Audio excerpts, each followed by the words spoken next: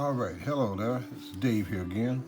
We got another lesson. Okay, if you follow me with my first four videos, we simply took the two-dimensional forms, a square, a circle, a triangle, and a rectangle, and we turned them into three-dimensional forms, a cube, a sphere, cylinder, and either a cone or a triangle.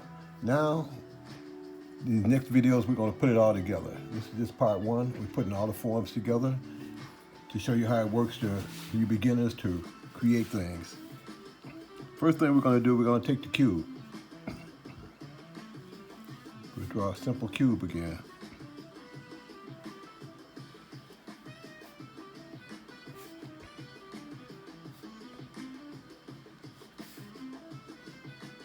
Do you remember? This is how we did our cube. This time we're going to add a little something to it though.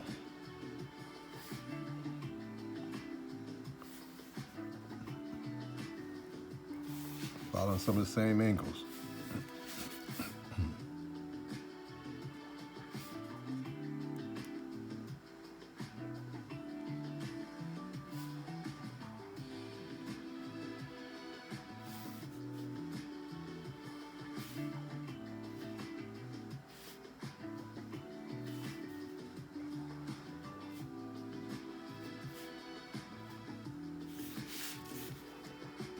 Go right across here.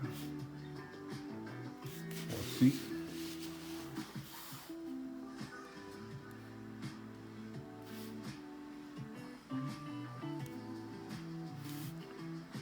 Now we continue this imaginary bottom of the cube. Right on the floor, we would come across like this. This is how you find the back leg of this chair. We want to get our angles right, so we got to go across this way. Okay.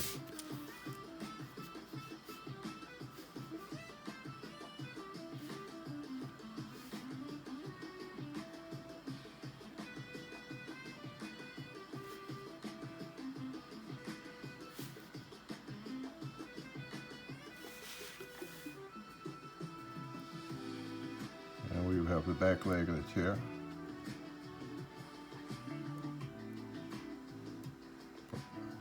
Shadow.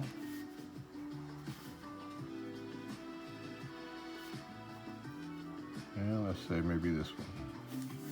A shadow right here. Of course, these legs could be longer.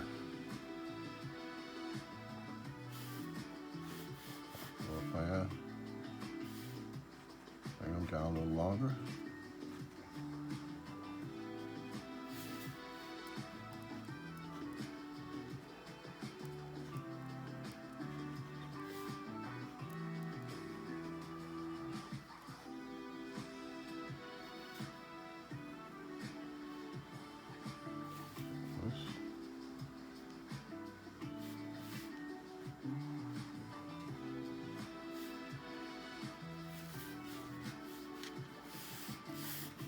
You get the general idea. Of course, underneath would all be shadow. Of course, his back could be higher.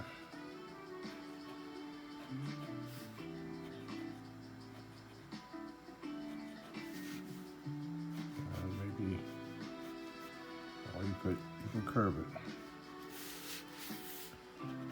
Or we develop a chair just that fast. Or we could take our vanishing points. We got 2-point perspective here.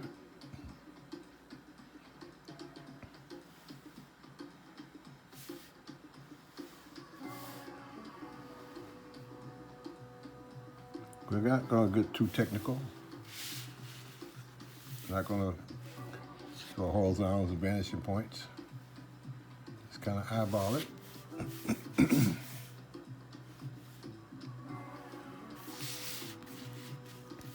As you can see, now this is where you can manipulate your forms. It doesn't have to be square. So we're going to make it a little curve right here. A curve right there. Curve right there.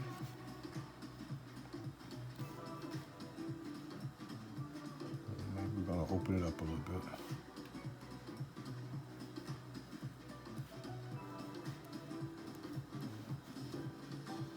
Like this. Let's open it up a little bit. Maybe we've got a mat down here.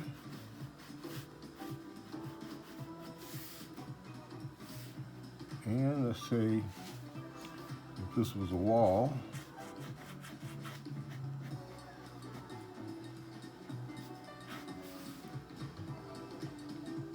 maybe we've got a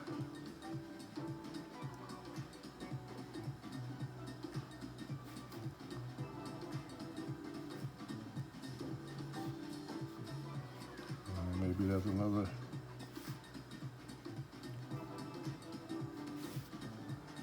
Where water's coming in. Could be your tub. Maybe we got water. We got a little water in there. Who knows?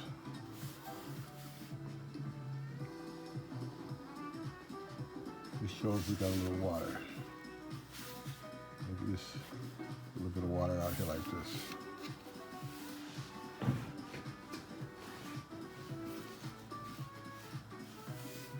Of course, let's say we take a circle.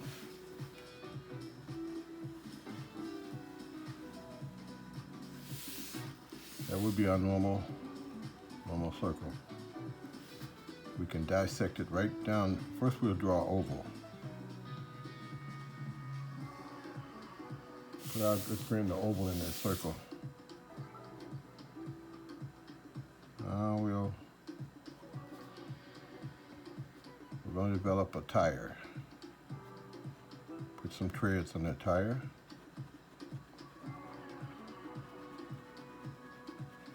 A shading.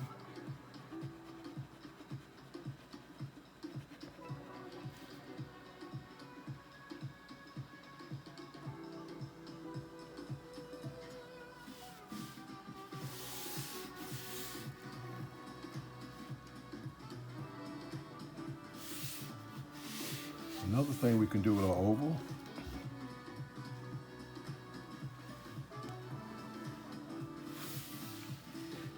we've got an oval like this. Well, tell you what, we'll do it at an angle. We'll make this one at an angle. Normally, if you had a cone,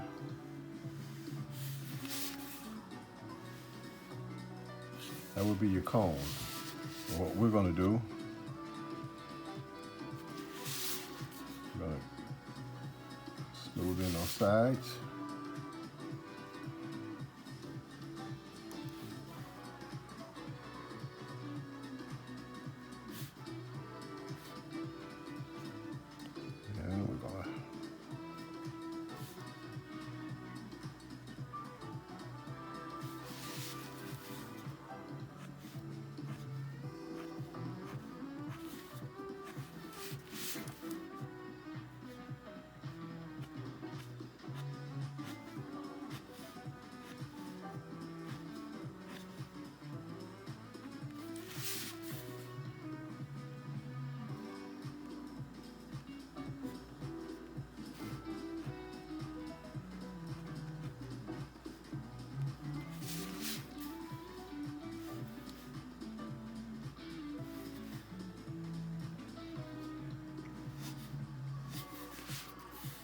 And we're going to develop us a flower here. We'll shade this area in.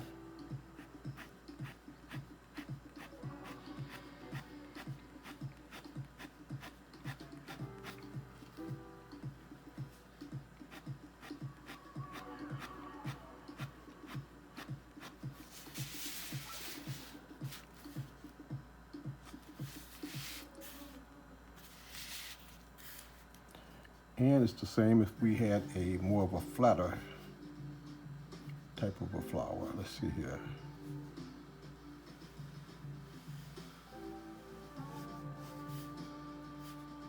Wow, circle right here.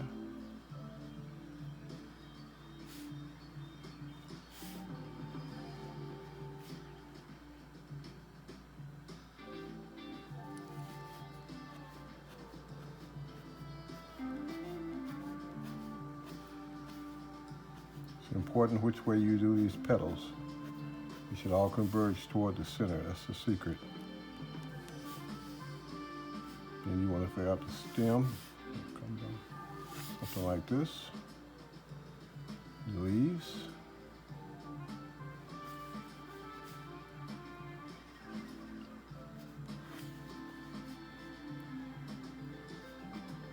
Well, maybe this one will actually cover the nose. Make it even.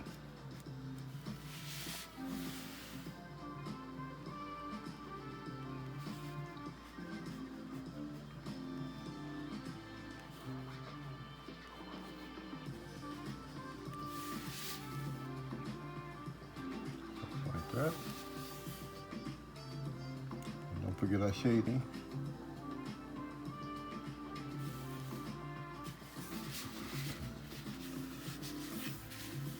Also, let's say we have a cylinder. There's a handy dandy oval again. I'm going to make this cylinder straight up and down. We can do a lot of things with that. First, now we're going to turn the cylinder on the end, where you would see a circle. This time we're going to give it some thickness. And we're going to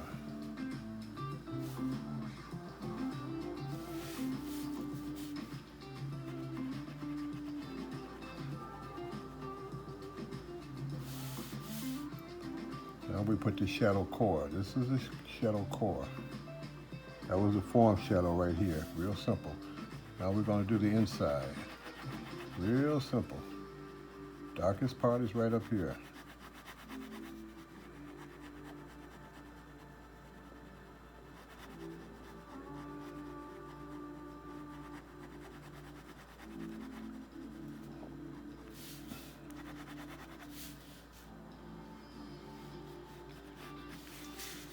It could be laying on the surface.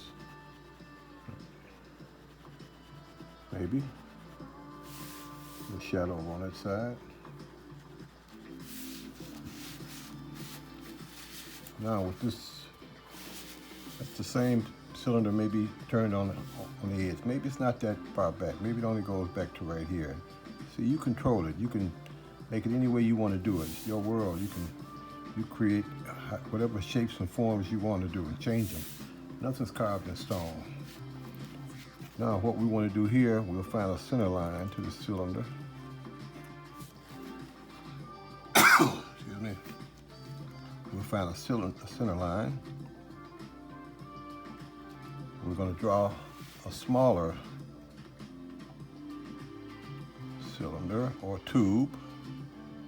We'll come right down, let's say to here, end about right here. And we're going to draw two little arcs to go out this way.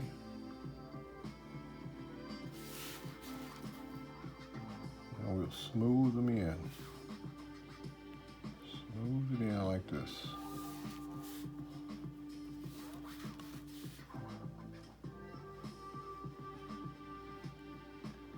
And we can cap this.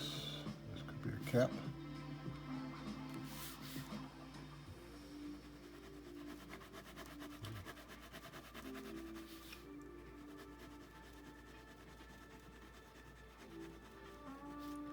Now this is with a pen, therefore you still see that. If you use a pencil, you could always erase that inner portion. I'm just showing you how it goes together. That's all. You got your highlight down here. That's how you would develop a bottle.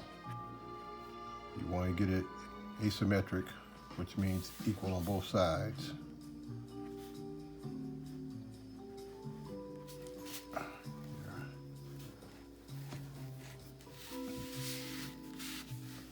Let's see, what else can we put together here? We're just putting forms together.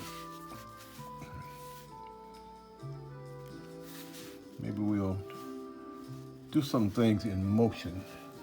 Well, let's see. Wanna see if you had a ball. Basically, this ball, this circle, we'll make it a ball by actually putting a little shadow here and maybe a little designation for a highlight. Now that makes it three-dimensional. But right now it seems like it's just sitting here. We want movement. We give it some lines to make it like it's moving. And maybe, who knows where it came from, but maybe it came from an area back here.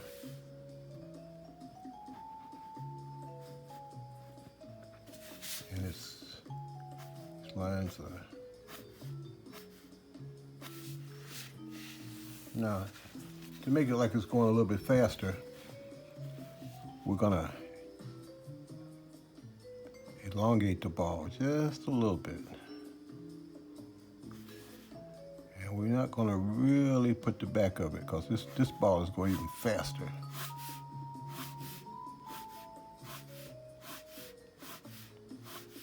This way you use your whole arm. This ball is going even faster this way.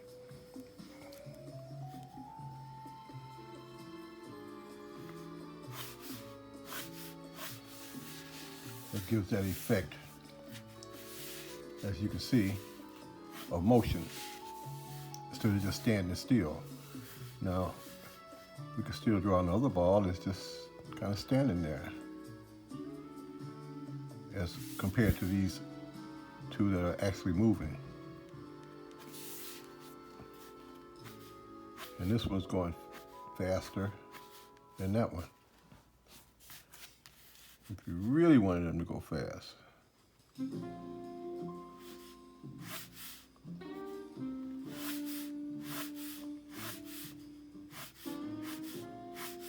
As you can see, this one is the fastest right here. That looks like it's going even faster. There's different things you can do to create movement and some realism. Let's just say we had a ball right here.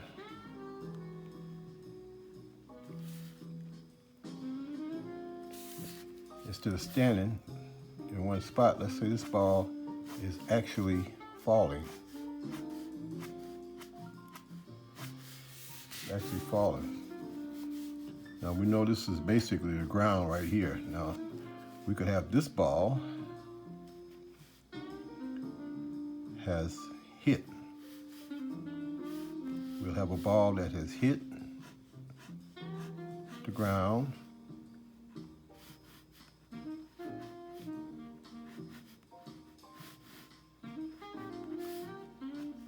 This is where a ball has hit and bounced back up.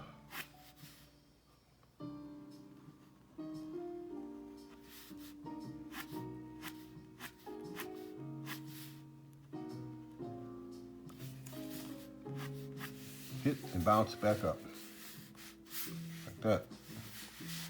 Meanwhile, this one has hit. We'll have another one that's hit.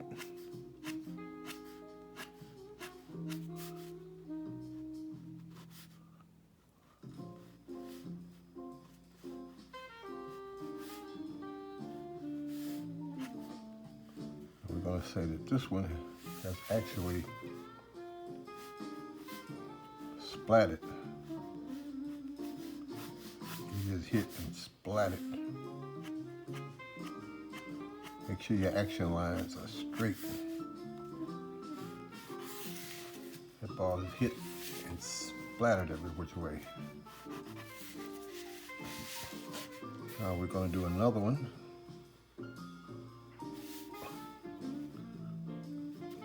And nope, we won't have that like that. Let's see, this one has hit and it's continuing in the ground. That's what we'll do with this one. This one is going down.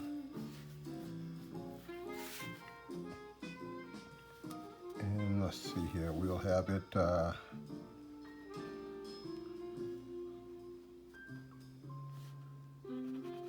gonna make this one is actually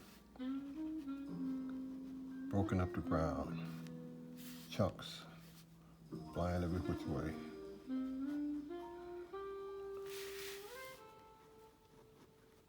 We want to make chunks flying in the air where this one is hit.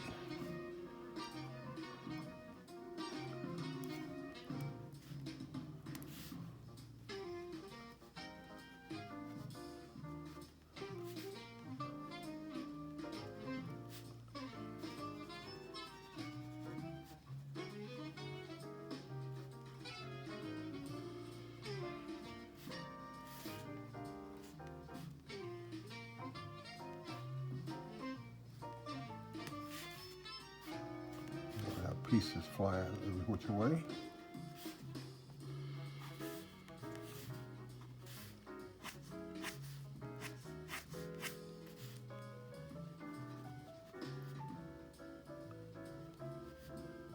The ground is actually cracking where this one is hit. And we can have another. Let's say we have another that is actually, you don't even see it. It's actually went into the ground.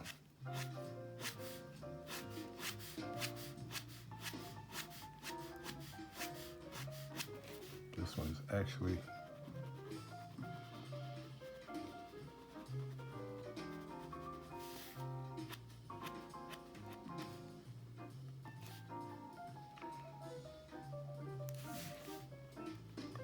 where it actually is in the ground.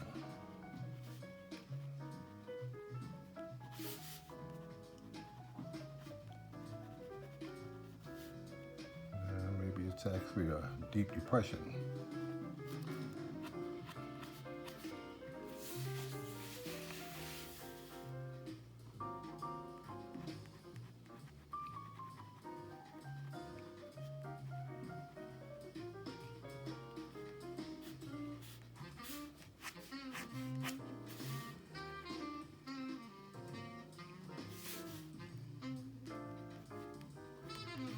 And of course, debris would be scattered coming at you, and along going back this way.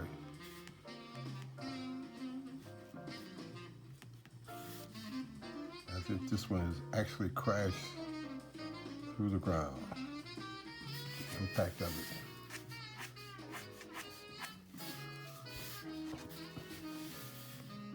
So that's, let's see, 1, 2, 3, 4, 5 different scenarios of motion involved. That should be pretty easy to do. And if we take, let's see, we've done the, if we took, to put things together, let's say a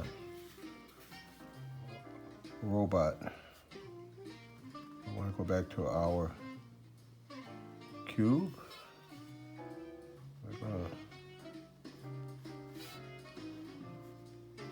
This is a robot head. We use a cylinder for the neck.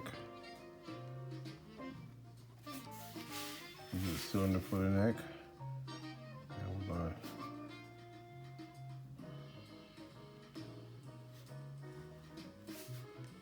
for the torso. And we'll make it a little wider.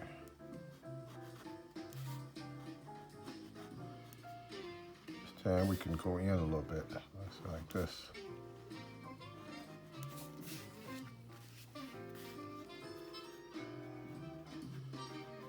And we can make another cylinder right here, maybe. And we'll come out like this. And this time we'll go down like this.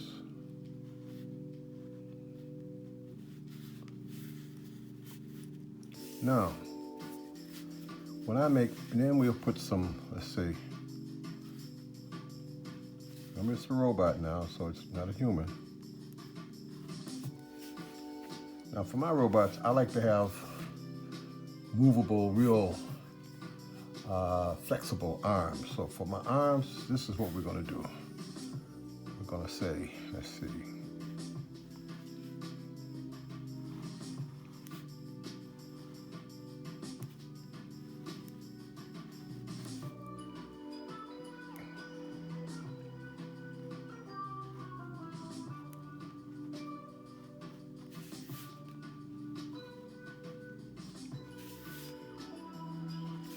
That one here, we're going to make this one.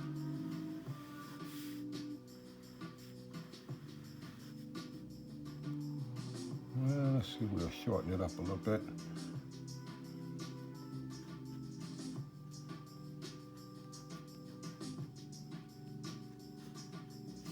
Like this. And the legs, we'll make them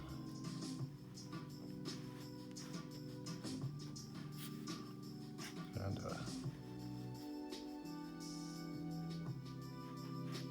flexible.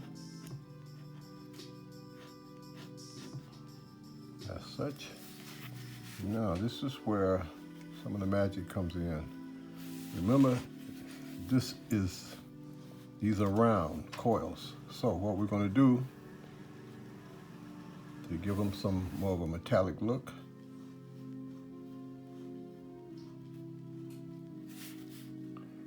and we'll try to follow the shape like as such.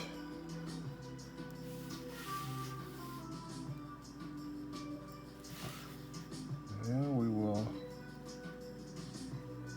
put a little shadow on some of the metallic surface.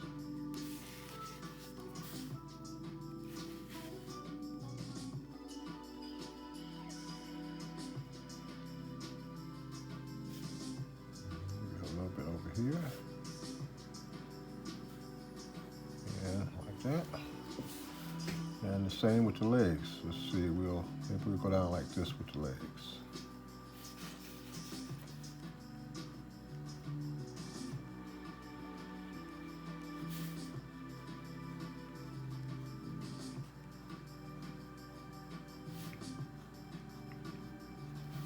And we'll do the same for this. Let's see, we'll maybe still have our light coming from that direction, from the right. This is some of the shadow on the metal. And we'll do a little bit over here. Now for feet, let's see, what should we do? Well, let's see, we'll just give them some real simple feet. Maybe something like this.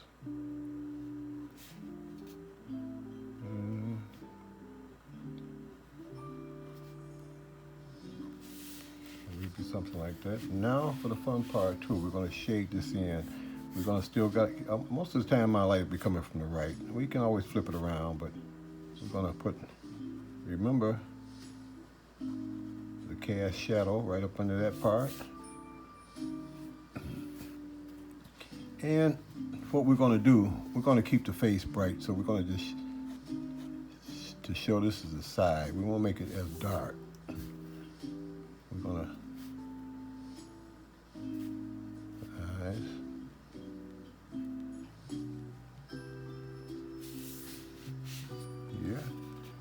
going to make this cast shadow right here. And this side will be similar tone as the top part. And the same with this. They're consistent. Now maybe here he's got, I don't know, maybe some kind of little control panel or something right here. You can come up with anything you want.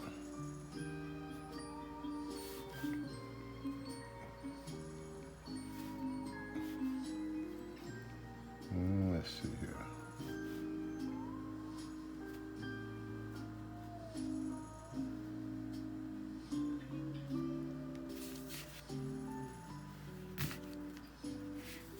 And maybe a little, let's see. On top.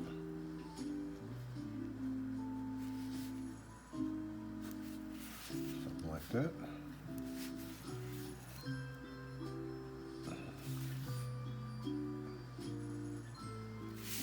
And basically, you've got your robot here. We can always shadow down here if you like to make sure it's on the ground plane. Keep him grounded. So I'm just drawing through these others. And you've got your robot basically from a cube, and just modified other cubes. That's all you have to do. Modify these other cubes. I like to do a lot of stuff like that, using the basic forms. Okay, we'll see what we'll take another one. Maybe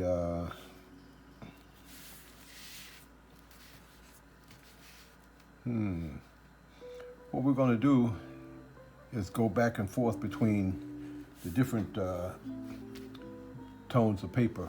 This is a regular white paper where you use black ink and you put in the shadow. This is normal drawing. But what I want to show you, we'll go back and forth between the other papers. This is tone paper, and this is black paper.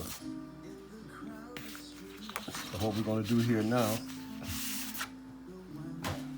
we're going to do some of the same different forms, only this time using the paper as a middle tone. This should be more interesting. Well, we're going to take black pen, draw a cube. Do a little bit more with this.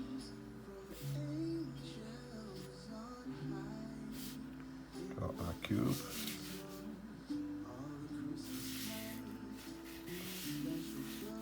And I'm going to make a few cubes here.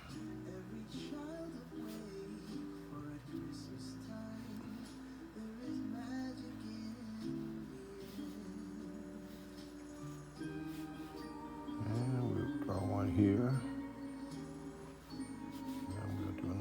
Here, maybe this is a different angle. I'm gonna make it a little bigger. Don't be afraid to turn the paper if necessary. You know, we're gonna make another one right here, maybe.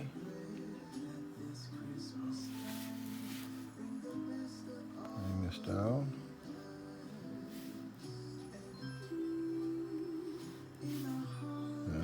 Another one maybe right here. There may be just a, let's see, I don't want to get too out of whack here. Okay, that one's there, and we'll have maybe another one right here.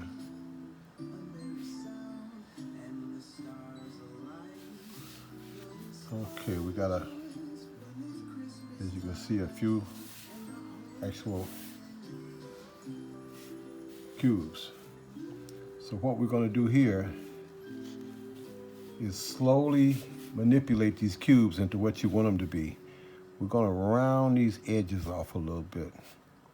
I'm thinking about ice cubes melting, so they wouldn't have square edges. The edges would begin to melt and get rounded. We're going to have the edges round, kind of soft edges here. And let's see, put this one down a little bit. We're going to round them off. And as they were melting, we're going to have a puddle, probably a puddle of water.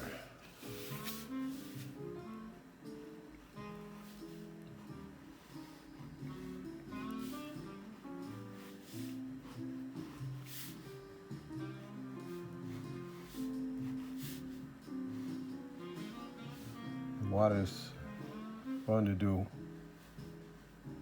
Sometimes less is more.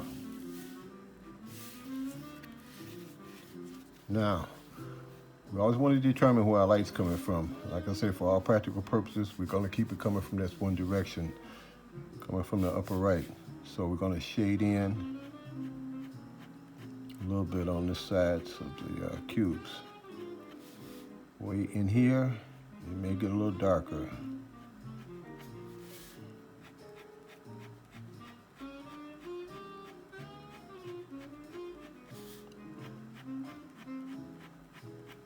We're not going to have them real dark.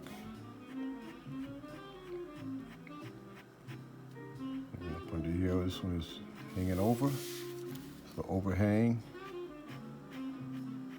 So what we're going to do, we're going to go right up in here and darken this quite a little bit.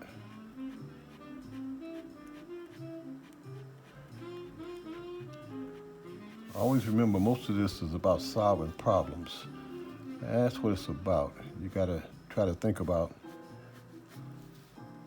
I'm trying to represent something, so how would I go about making the viewer believe this is real? Now, if it was melting, we would see water coming off of it like this. Water would be running down, sides of it like this.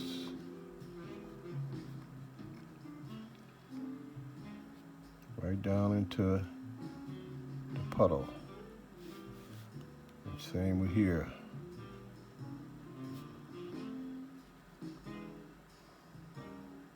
I want to show it melting.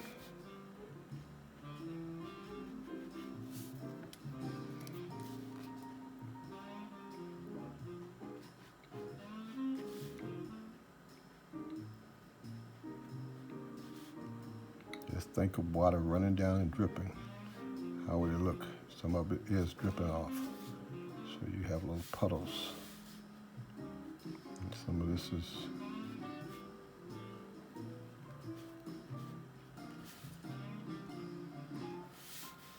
okay. We're gonna, some of this one would be a little shadow, a little shading right here.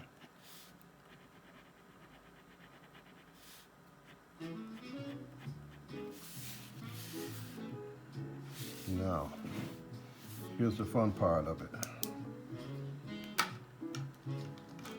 I've got two white pens.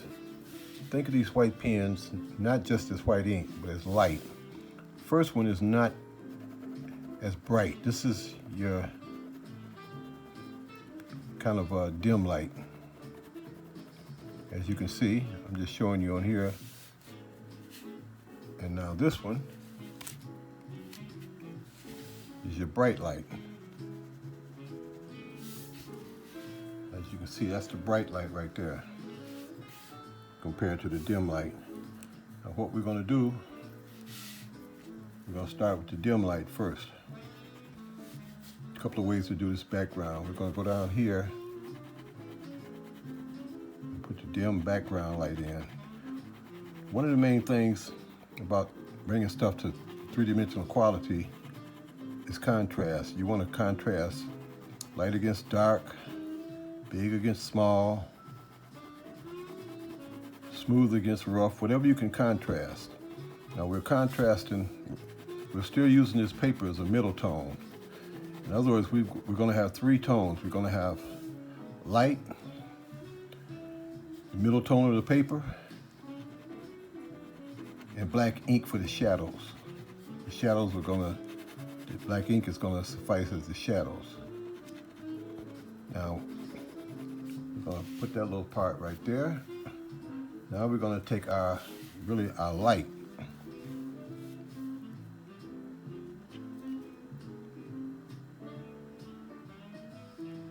Kind of, and we're going to make this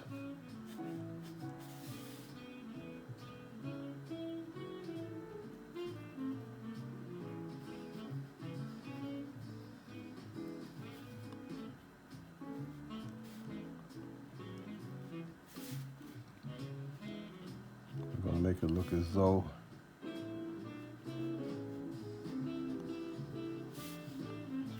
all the way down. And when it gets down here, this is where we make the reflections in the water.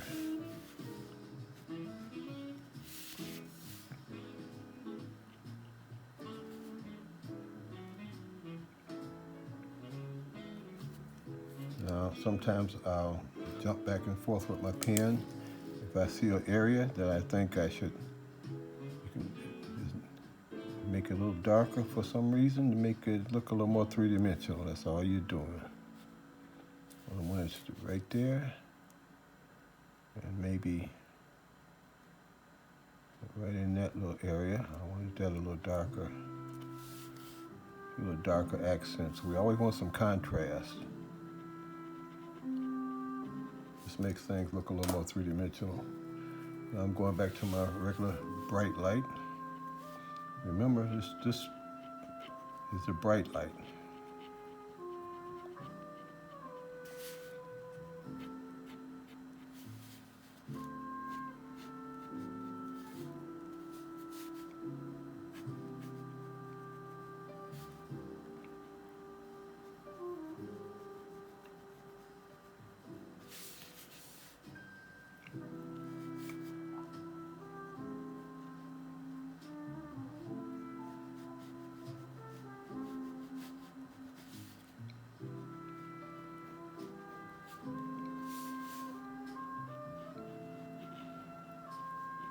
Another thing that helps quite a bit is to think about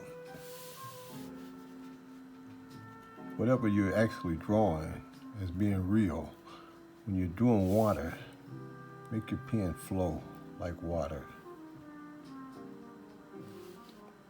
Just think of it as nice and smooth, and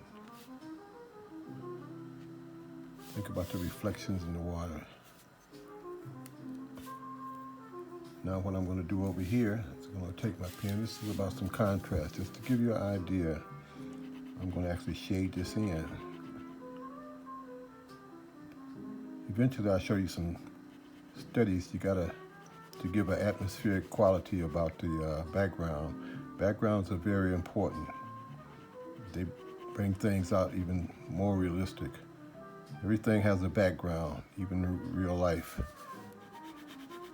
Now, this is termed scribbling. It's not really cross-hatching, but you can call it scribbling with a purpose. I'm creating an atmosphere.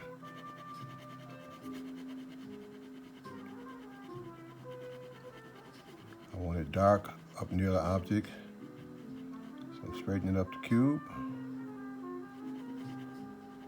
But as I get out, I want to kind of fade out like a kind of a vignette. I want it to fade out as I go away from the object. Close up, right up here. Not pressing too hard.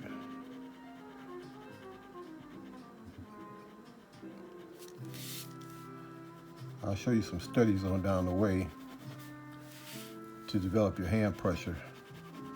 Very important, especially with a pen. There's no smudging like with charcoal. It's all about your hand pressure to get an atmospheric feel. And you cross-hatch in different angles. Sometimes you press hard, then you lighten up as you go out. It doesn't make any difference which angles you do. It's about creating a gradual tone as you go out from the actual object.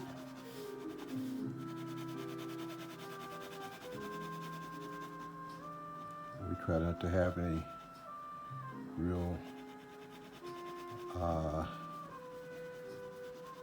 dark areas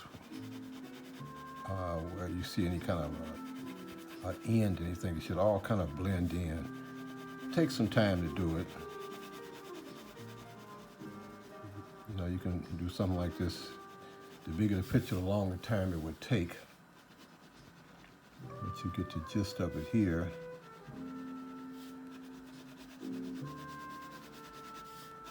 If you want it to be an even tonal graduation, or gradation rather.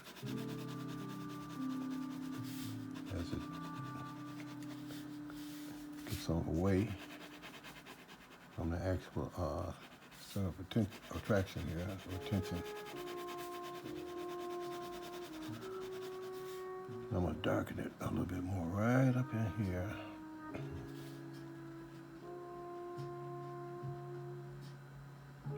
Make these edges real nice. And what I'll do here in these corners, this really makes things pop. I'll put a little extra bright light right in these corners.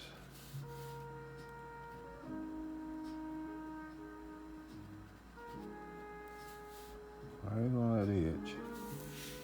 It kind of makes it stand out a little bit, just a little bit. You don't want to do it too much there.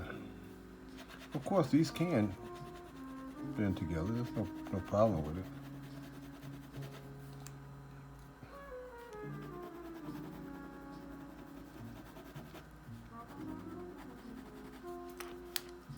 And even over here, maybe in the, maybe add some any kind of reflections. I always keep them vertical, completely vertical. Now we might make a few more here. And basically, I've developed these cubes into actual cubes, ice cubes. With just a few little tricks of the trade here. Really not tricks, it's just, I would say, solving a problem. I like to say solving a problem. I want to try to make these boxes look like ice cubes. If I can think of them as ice cubes and develop a technique to where you can see them as ice cubes, then maybe I've done my job. And maybe we have some, get this one going. And here we have some water dripping here. Make some more water dripping off of this.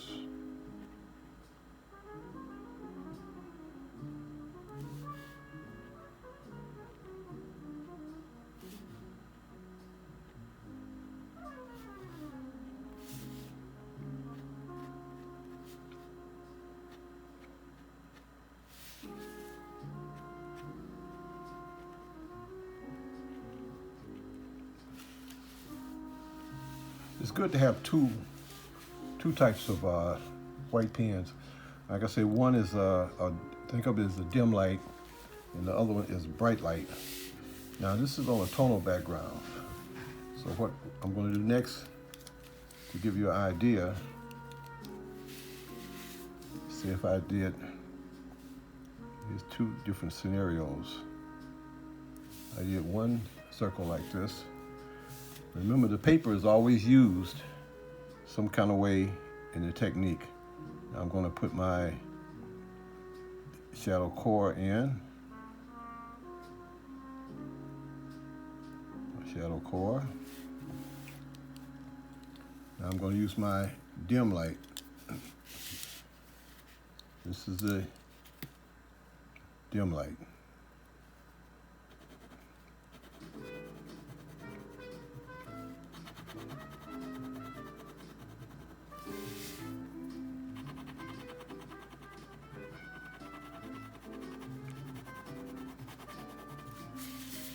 You'll begin to see it in a minute.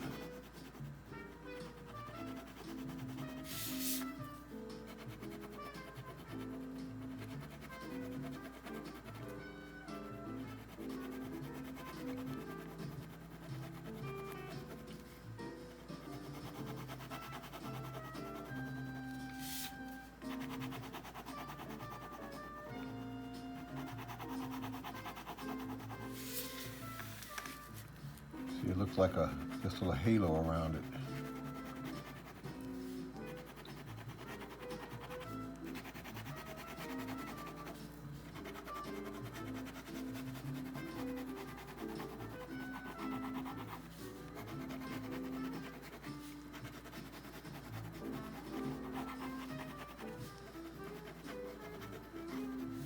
That's my dim light. Now I'm going to put a little bit of reflected light on it.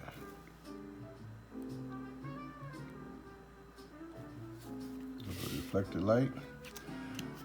Now anytime you want to make something really shine, for some reason when you look at things like that, you got to be aware of your verticals and horizontals. So we want the highlight to hit here. First thing I do is a vertical here. A vertical right down from there. I do a horizontal. Horizontal. Now I throw my diagonals in. They're not as, they don't come out as long. Maybe I can do another one or two here and there.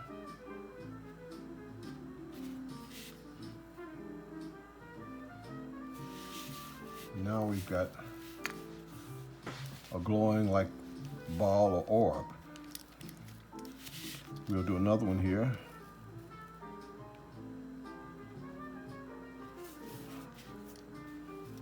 This one. Put in a shadow core again. This helps give it a three-dimensional feel. Remember, it takes it from being flat. But this time, surround it with a darker tone.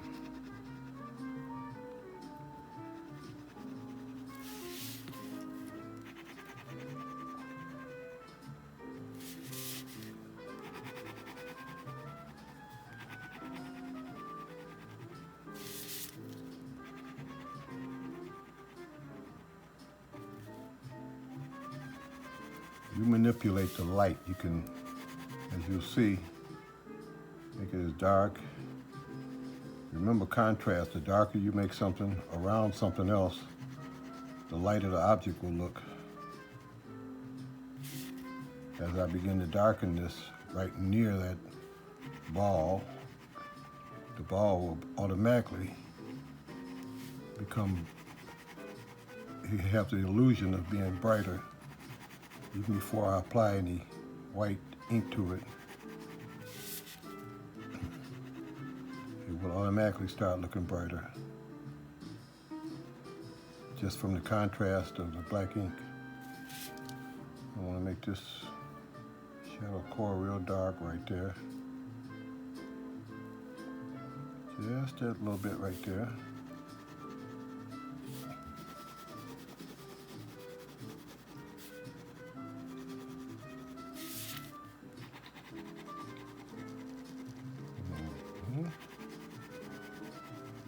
We're going to really make this dark around there.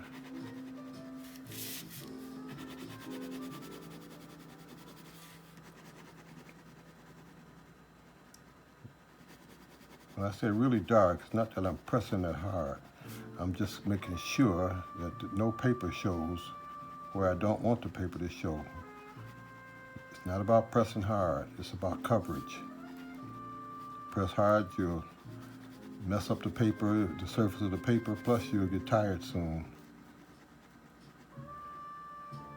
And if you do get tired, it's best to stop, because rendering can be tiresome. But if you get a flow where, a technique where, like I say, it's not about pressing hard, you can go for hours. Now, this one, I'm using my, let's see, we'll try my, this is the dim light, highlight. See how this looks? See, it shows up a little better, see? Now, for this one, we're just gonna put in this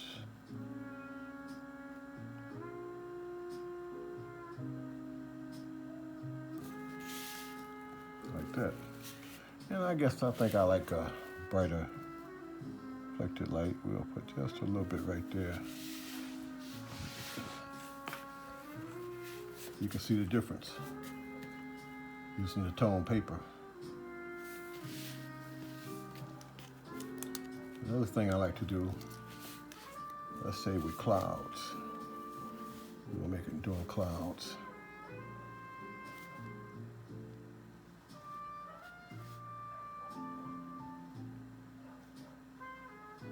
Kind of think of clouds as nice and big and fluffy. These are kind of generic. There's different types of clouds. Just gives you an idea.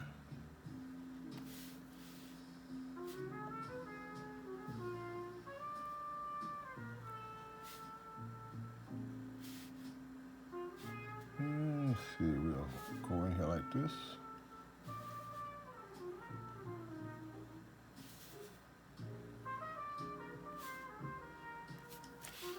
Now, there's a couple of different ways we can do this. First, maybe we'll make it a little dark back here first. So we'll darken some of these areas. This would be the sky. This would be equivalent to the sky back here.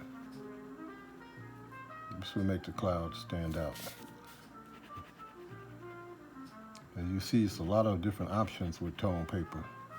And you can use any color, as long as you have a middle tone. You don't want the paper to be brighter than the white ink or darker than the black ink. That's why it's called a middle tone. That way you can go dark and light. And we want a little bit right here.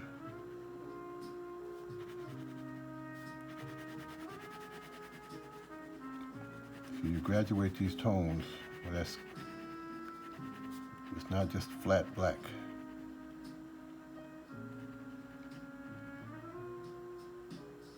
Okay, we get down here, darken it so that it comes up and it's lighter up here. Now for this, I like to use my brighter white. Now either we can have what they call rim light, which is, let's say, maybe like this.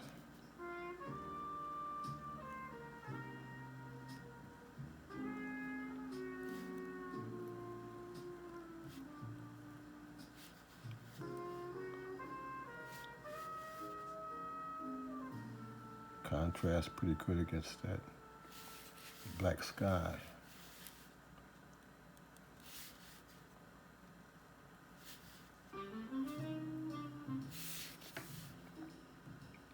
Let's see, we get some kind of light coming in from somewhere. On down the way, we'll do actual pictures, and we can put these effects in the picture. You'll actually see it. You know, we can actually whiten a cloud.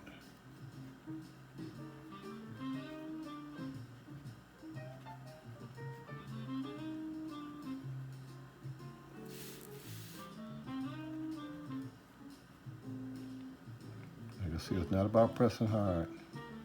In fact, that's the least thing you want to do.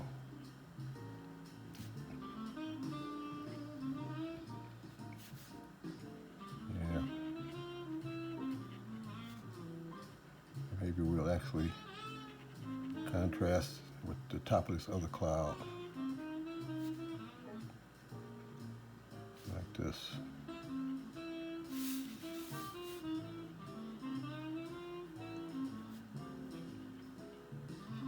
So you can actually develop more clouds.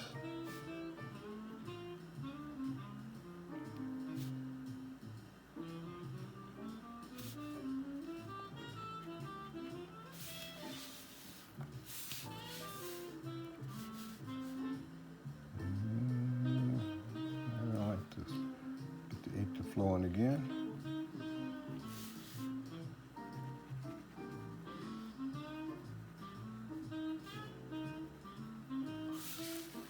There we go. Now we can also, just like we did up there, we can have a bright sky. I'm using the bright light for effect to show you, so it shows up real good right against that cloud.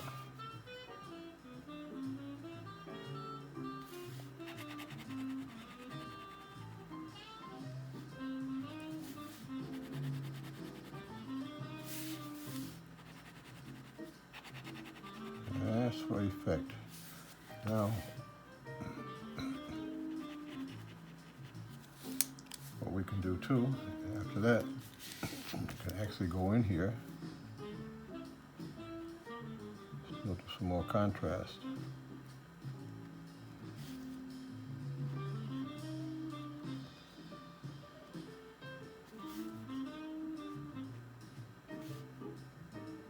Let's see if we want to go make a area like that.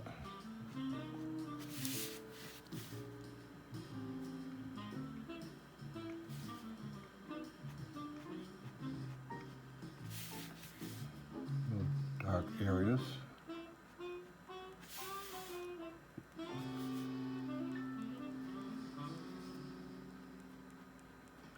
Kind of following the shape of the cloud, but as you can see, there's different effects. I have all kind of different effects. Mainly it's about contrast. That's what makes a difference in a lot of this.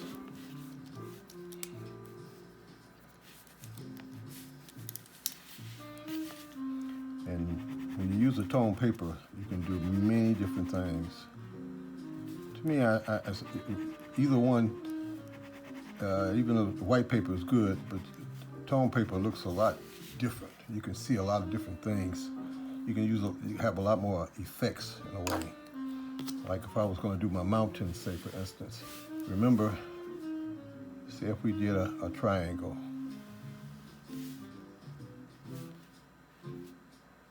Basically, that's our triangle. But now, to me, I see a mountain.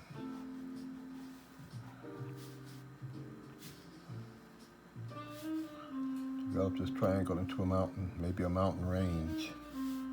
And now we gotta have an area where it's the light, it's the shadow and light. That's what gives it a three-dimensional effect. The shadow and the light. So we gotta develop those. Now, we're gonna have our light, as I say, coming from the right. So therefore, we want this side of the mountain to be in shadow. This is the beginning of cross hatching. Even though the hatches are not crossed, eventually some of them will be. But I'm trying to develop it just from feeling it and seeing in my imagination what it looks like as I shadow it. You'll notice these are all straight lines right now. They don't have to be, and some of them won't in a few minutes. But initially, just to establish the shadow plane, the shadow side.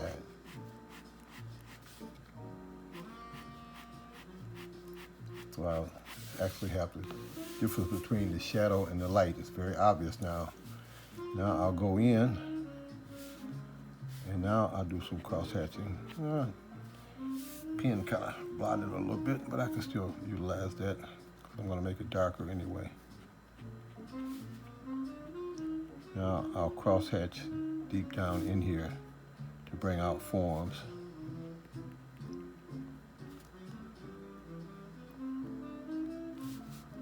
A lot of little forms down in here. Now I'll cross hatch.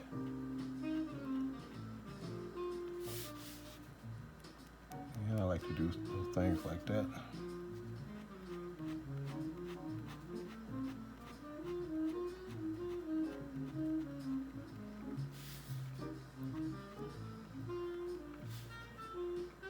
And sometimes maybe over here, got some shadow areas, some other projections from the actual mountain. Those areas.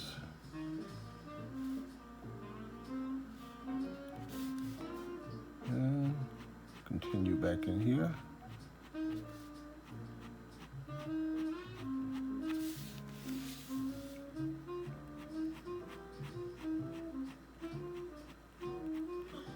The cross hatching sets up a tone. You decide how light or dark you want it. And sometimes you can see other little areas that you might want to make darker.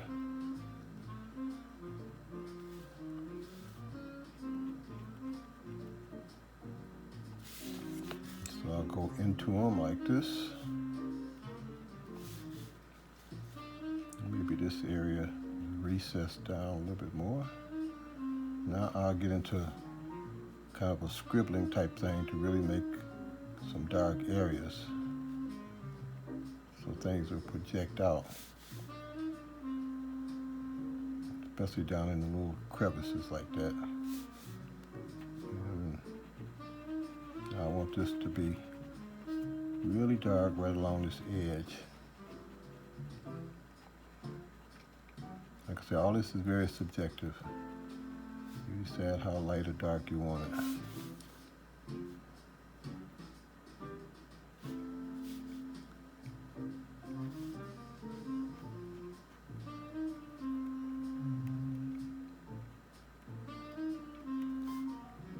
Thing about it, who's to say it's right or wrong? It's a mountain and they all look different.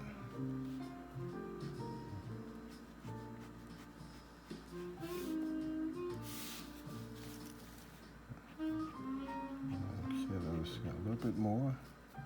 Put it right there.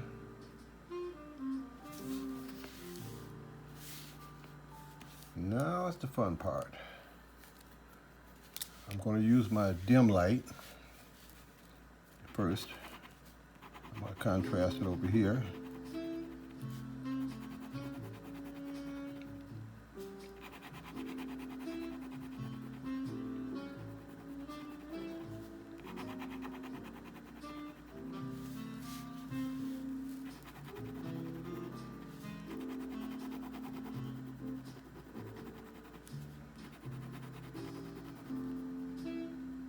Right up against the actual area, you probably begin to see it projecting now. This is like my sky. Okay, let me throw in that's where some of the clouds are, huh? Maybe these clouds are.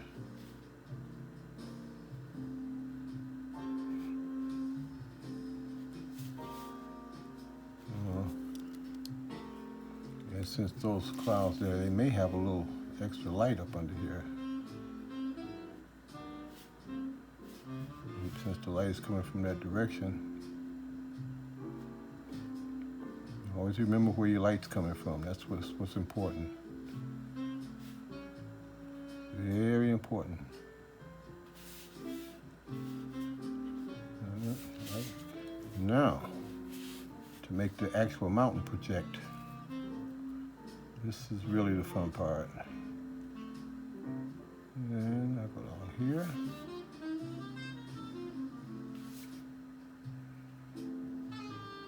Maybe this little part is out.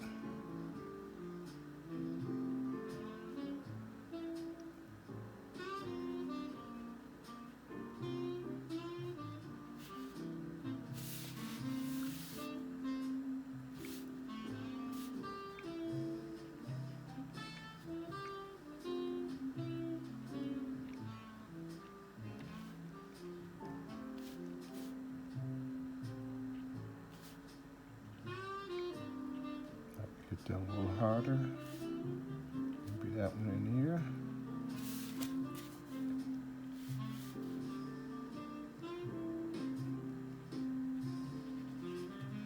As you can see, this pen is about light. Think of it as light, not as white ink. Change your way of thinking about it. It's light. That's what it is. Now what I'll do here to perk this up a little bit is I may hit it in a couple little areas.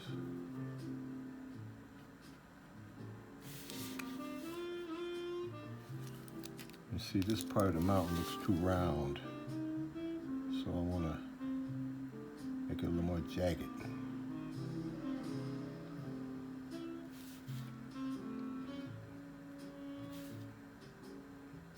I want to make it darker.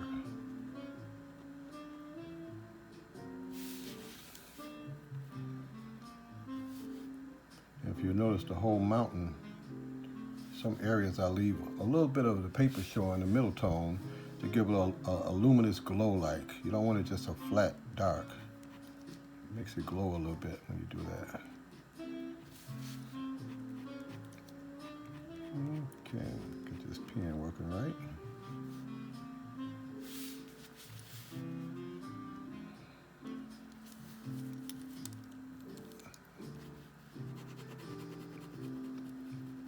Now you can see the difference between the dim light and the bright light. It still gives it a faint glow to show atmosphere against the tone of the paper, which these mountains down here I haven't touched. They're just the tone of the paper. I can just add as many and everything that I want to add. It's endless. No end to this.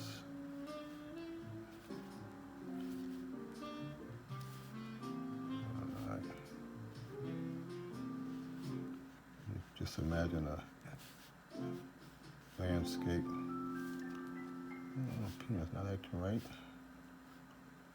Okay. And a dim light puts this into okay, just a minute here. Let's straighten this up.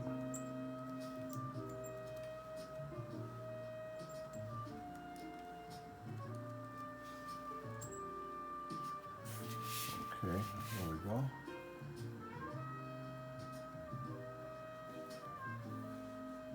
Okay.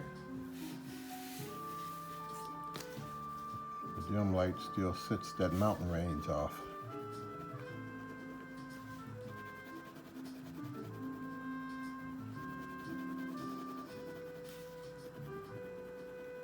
Yes, you can begin to see that mountain range perks it up quite a bit.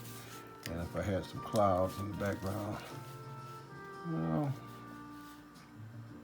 okay,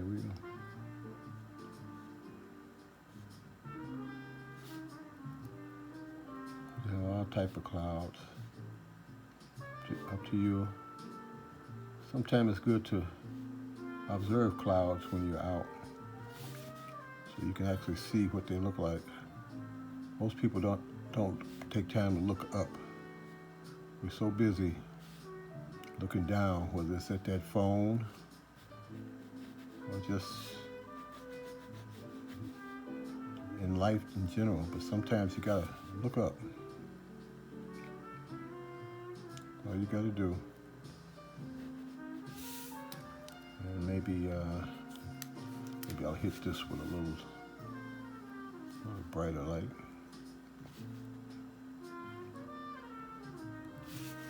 Remembering which way your light's coming from now, even in the distance.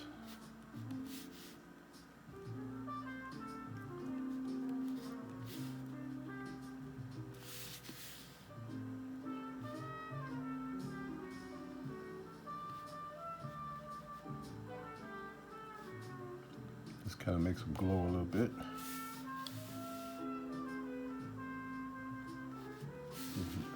Real light touch. You don't need to press real hard. Save your hands so you can draw for hours. Get better and better with it. Now I'll take my dim light.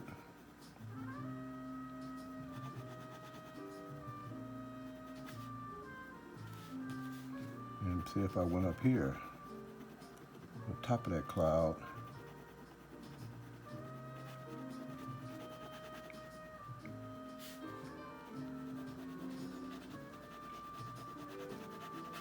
Say this is the sky, naturally.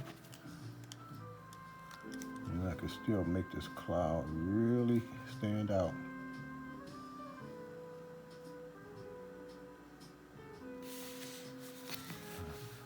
Now you begin to see kind of a landscape. And I could always kind of mess around a little bit if I want to add a little light down here, maybe on this one. Some of these areas.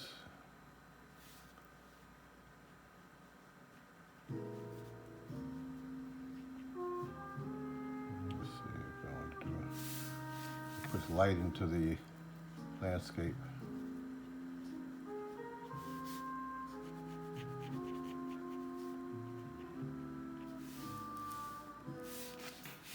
Now remember that this was done from a triangle. Triangle. Oh, let me see here. All right, that's where we're at. Just took a triangle and now let's see, we go over into this part here. And I could easily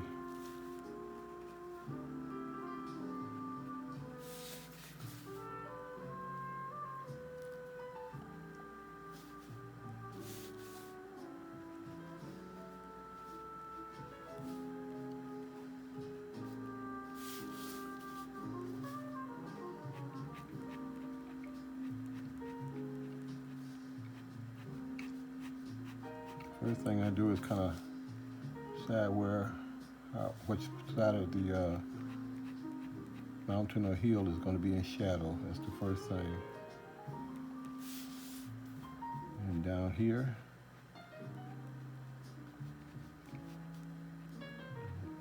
over here I might make it a little darker, like that.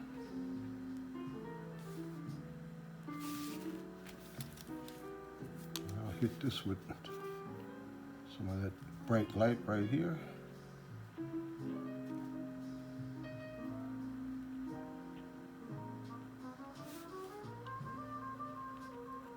There we go. And maybe down here might be a little bright light from glowing from behind the mountain.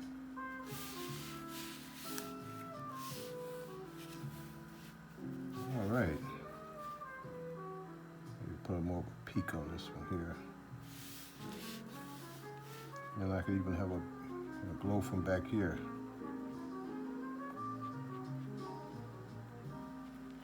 Helps make that stand out. That's contrast. Light against dark, dark against light. That's the secret. You want contrast. Makes things look three-dimensional. Contrast, lost and found edges. Little by little, we'll go through a lot of different things and give you an idea. I'll just show you a couple of things that I've done on with tone paper. Let's see here.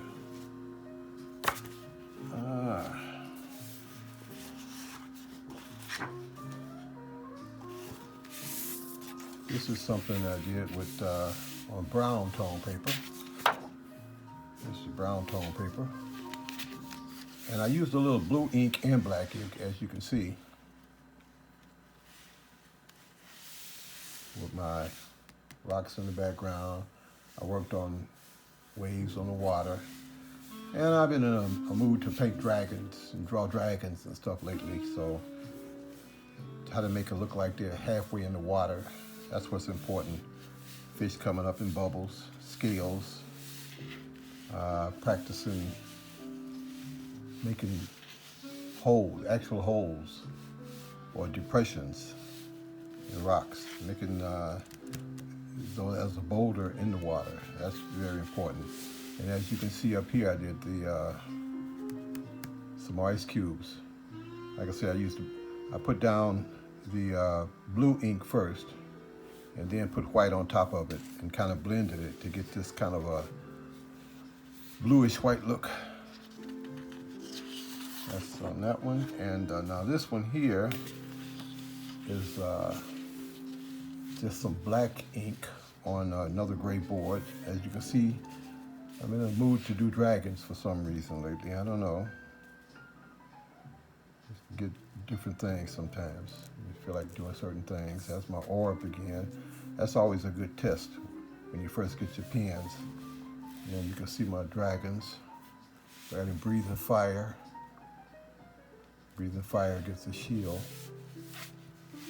Some dragon faces. And I'm practicing a little anatomy. We'll get into that on down the way. You see an arm and maybe a leg or two. So anatomy right there.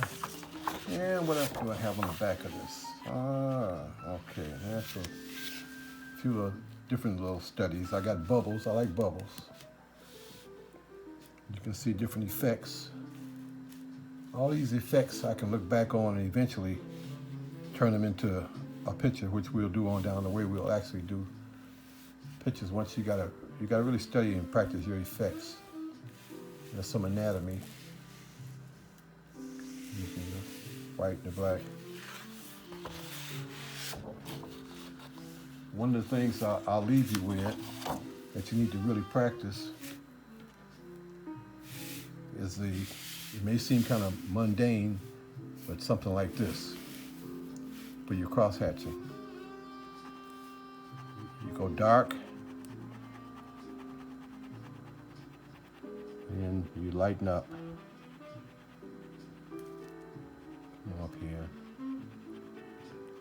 And dark again. I'm gonna try another pen here. Okay, we're gonna go dark. And now I'm gonna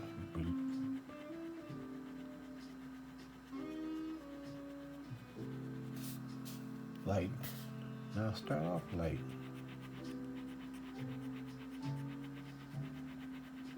And gradually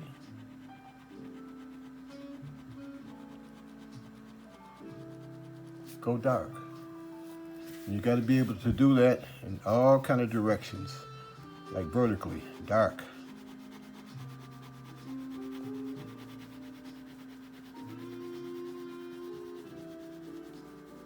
Go light, light.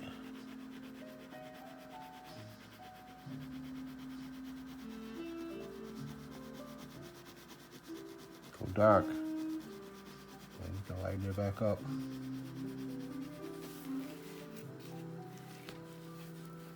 Most of the time, you can, if you're right-handed like I am, you can go from the right to the left. That's the best way. We'll keep it simple right now. You got to try to do it on a horizontal and do it on a vertical. You do it with the black ink. You want to do the same with white ink. Real bright. Now remember now, this is light. Real light.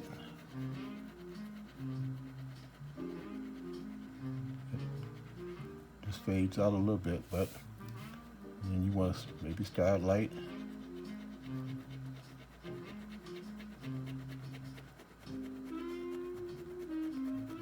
Really, then you have, think of this as a quality of light. And from time to time also, it's very obvious, I'll show you about cross-hatching. Cross-hatching creates atmosphere in the scribbling. This will be cross-hatching.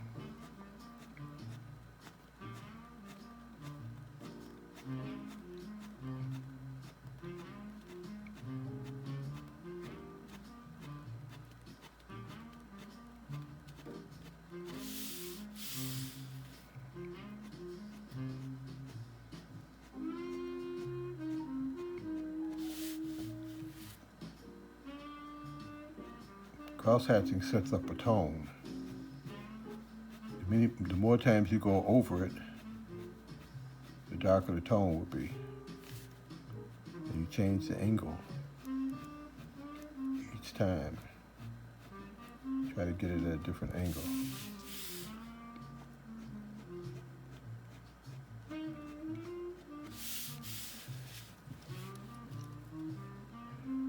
And I don't do crosshatch too much with the actual white, but I crosshatch different strokes, different ways,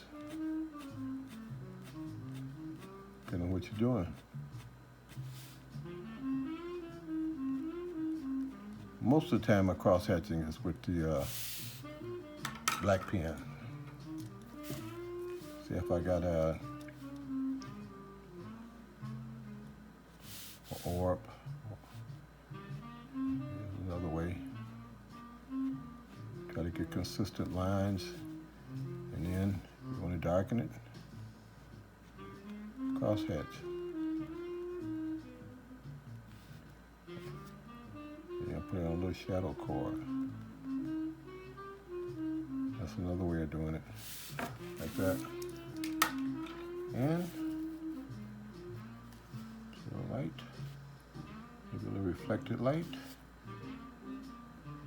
something like that.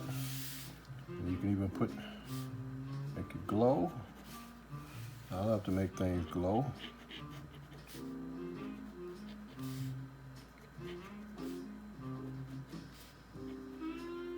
Maybe put a light around it.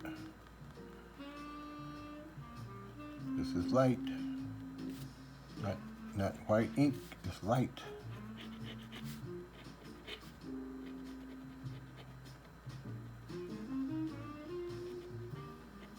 Moving out real good. Make sure that your rays, whatever you got on one side, you got the comparable ray on the other side, straight across. Don't have them crooked. It won't look right if they're crooked. That's the way. Okay, that will end the session right now. Next session, we'll go from a middle tone paper to black paper. And we'll do some similar things. Just every medium and every paper or whatever you use, you have to solve a problem, and the problem is how to get the image, how to make a three-dimensional image, whether it's whatever your medium or your paper, and that way you develop a technique. That's what all technique is, solving a problem. And once you develop your problem-solving abilities, next thing you know, you got a technique, you got a style. That's what you have to work on. Don't worry about a style. This is very important. Every so often, I'll show you about these. Practice these. Go from dark to light, and light to dark, and vertical. Down, dark to light, and light to dark. And also, sometimes you can even throw in a diagonal, because sometimes you gotta tone things diagonally. We'll go from like this. And then we may start out dark.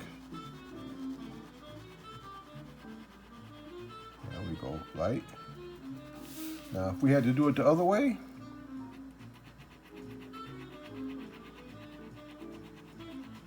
sometimes you practice all different ways. Now we get lighter. This is very important if you're going to do any type of realism.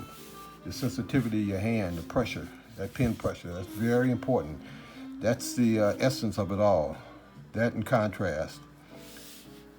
Okay, to my next video, hey, this is Dave. I'll see you then, and till that time, keep drawing.